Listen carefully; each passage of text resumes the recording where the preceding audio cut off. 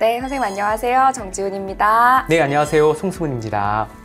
네, 선생님 오늘은 학생들 이야기 말고 선생님 개인으로 좀 들어와서 선생님 이야기 좀 듣는 시간 가져보도록 하겠습니다. 네, 선생님 지금 실례지만 교직 몇 년 차시죠? 저는 1997년에 교사가 됐으니까 너무 놀랍지만 27년이 지났고 28년째입니다. 아, 28년째. 그럼 거의 30년 가까이 하셨다, 그쵸? 그렇죠. 아, 굉장히, 저는 30년 차가 되려면 앞으로 아무튼 네, 그렇게 남았는데요. 네. 마음은 23입니다. 아, 네. 아, 그러면 거의, 네, 선생님 30년 동안 교직 생활하면서 정말 많은 일이 있으셨을 것 같은데, 그 중에서 선생님께서 가장 힘드셨을 때와, 그리고 가장 좀 뿌듯하거나 성장했을 때 이야기를 좀 듣고 싶은데요. 선생님이 30년 동안 이렇게 쭉 오시면서, 이렇게 좀 크게 좌절하거나 실패했을 때 좀 기억에 남는 경험 있으실까요? 아마 교사들은 다 비슷할 텐데요. 학생이 자기를 인정하지 않을 때, 자기가 신경 써서 하려는 뭐를 무시하거나 인정하지 않을 때 굉장히 모욕감을 느끼고 엄청난 타격을 마음에 이제 있고요. 반대로 학생이 되게 이 교사를 인정해 줄 때 한없는 기쁨을 느낍니다. 좀 객관적으로 한 걸음 떨어져서 보면 그게 뭐라고 이런 생각이 드는데, 누군가가 저도 이제 지난 학기 끝날 때 방학식 할 때 어떤 학생이 김나영이라는 학생이 편지를 써서 이제 줬어요. 근데 제가 하는 국어 수업에서 저는 선임이 한 말을 모두 다 기억하고 있어요 라고 하면서 썼는데, 그거를 받고 학기 말 피로가 싹 날아갔거든요. 그래서 학생이 누군가가 잘 몰랐지만 저의 세계와 노력과 이런 거를 인정해 줄 때 한없이 기쁘고, 그 반대 경우엔 죽을 것 같습니다. 아, 그렇죠. 저희가 열심히 준비했는데 그게 인정을 못 받거나 가닿지 못하면은 사실 네, 많이 좌절스럽죠. 그렇죠. 네. 그러면서 저는 또 아이들을 졸업시킬 때 드는 생각이 뭐가 있냐면, 제가 아이들을 길러냈다고 생각했는데 생각해보면 정말 잘한 건 저였구나라는 생각이 들더라고요. 그런 거 좀 있죠. 네, 네. 그래서 저도 아이들과 똑같이 성장하는구나라는 걸 느꼈는데, 선생님도 그런 생각 하시나요? 그럼요. 늘 30년 차신데. 그럼요. 네. 하다 보면 30년이어도 실패가 늘 일정한 비율 따라다녀요.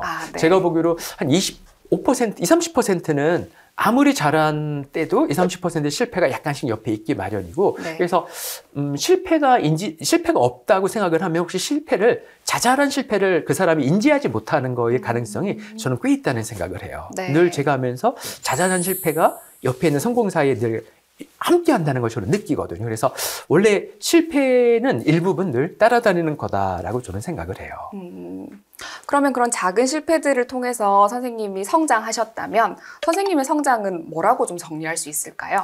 쓴맛을 보고 또 보면 그 다음 그거는 이제 내가 나아지더라. 이렇게 저는 정리할 수 있습니다. 한 3번쯤 같은 실패를 하면 네. 그 영역은 이제 좀 해결이 되는 것 같더라고요.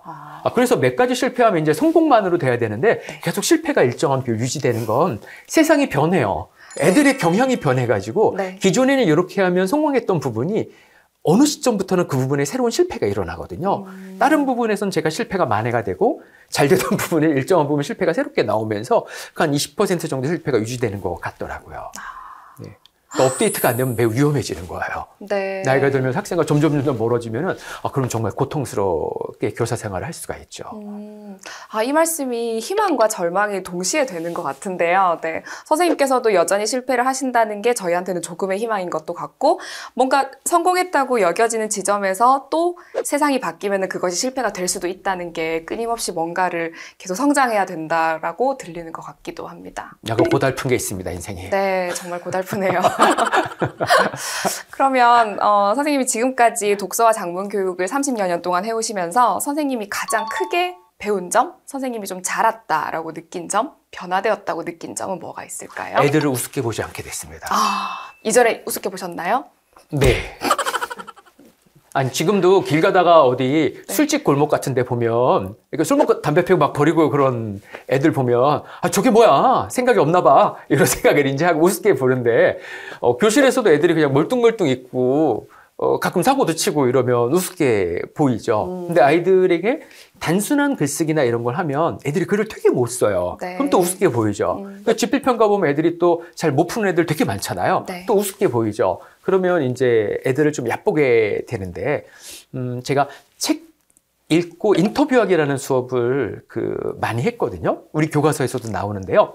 동네 사람 중에 배울 게 있는 사람을 찾아요. 네. 그러니까 꽃집 주인, 빵집 주인, 맛집 주인, 간호사, 뭐 성형외과 의사, 변호사, 뭐 농민, 다양한 사람 중에 자기가 배울 게 있는 사람을 찾고 그 사람의 하는 일과 관련된 책을 이제 읽어요.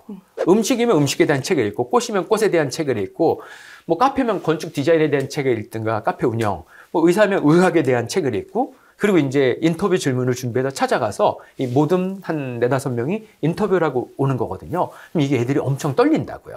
그리고 제가 섭외 안 도와줘요. 네. 그러면 애들이 떨리는 심장으로 가서 이제 저 인터뷰를 좀 해주실 수 있을까요? 사정해서 하고 이렇게 하고 오잖아요. 그럼 애들이 굉장히 뿌듯해하고 굉장히 성장해요. 그 애들의 보고서를 보면 글이 살아있어요. 네. 그걸 보면 애들이 이런 거를 이제 해낼 수 있구나. 그래서 제가 얻은 교훈이 뭐냐는 질문에 대한 답을 좀 길게 제가 했는데요.